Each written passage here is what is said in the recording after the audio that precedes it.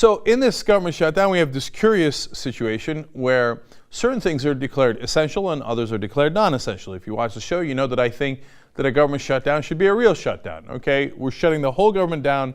It's the purge. Good luck to you all. There's no cops, there's no military, there's no social security, there's no nothing. The government has stopped functioning. Okay, pandemonium, an hour later, and believe me, the government's reopened, right? But instead they do these hanky-panky stuff where they're like, oh, we'll close this, but we won't close that. So then that gives you a sense of their priorities. So let me read you the list of things that are in the non-essential category, and then I'll read you the things that are the House and Congress apparently believes is in the essential category. We must continue that in order for the country to be safe. Okay.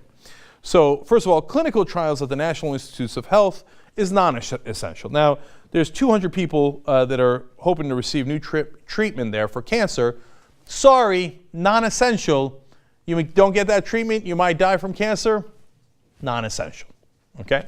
What else is non-essential? Well, Nobel Prize winning physicist David Wineland, he's working at the National Institute of Standards and Technology. He's doing some groundbreaking experimental work. Sorry, take your Nobel, go home, you're non-essential. Cleaning up toxic waste sites. 94% of the EPA has been shut down. Of course, the Republicans are ecstatic about that. But understand this, 505 toxic waste sites in 47 different states are no longer being cleaned up. Non-essential. You got a toxic waste dump next to you, sad day for the moment being. You're going to have to live with it. It's not that essential. And then the NASA employee who oversees the Mars rover mission. Now, the guys at the International Space Station, we're not going to let them die. So, yes, we still maintain their health and their safety. But the Mars rover program, half of those guys, including the guy leading the program, furloughed. Sorry, you're up. You're doing a project in Mars, non-essential. Now, you might say, hey, listen, the government continues to operate. Maybe they have a point there. So let's take a look over at what they think are essential. And then you get a better sense of their priorities. So, the gym that members of the House of Representatives use is apparently essential.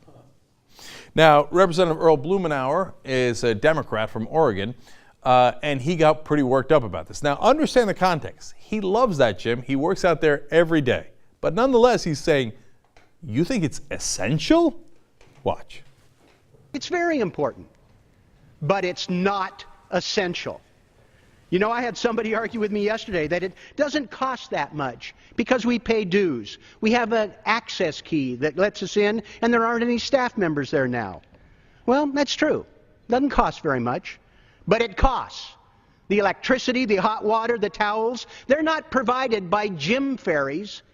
They're provided by taxpayers. Some of the most fanatic about inflicting unnecessary pain on the American public are regulars, enjoying our house gym while the staff gym is closed. Mr. Speaker, if you and the House Republicans are serious and not cynical about the shutdown, then shut down the House gym.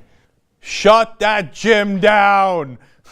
I love the extra little gratuitous thing of the staff gym non-essential. They're just the staff. The House gym for the members, please, essential.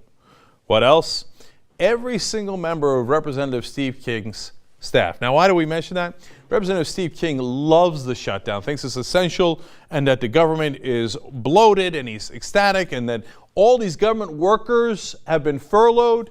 Now, they're supposed to furlough some of their own workers. He said, oh, no.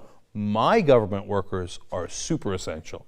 I only want to fire other people's government workers, not my own.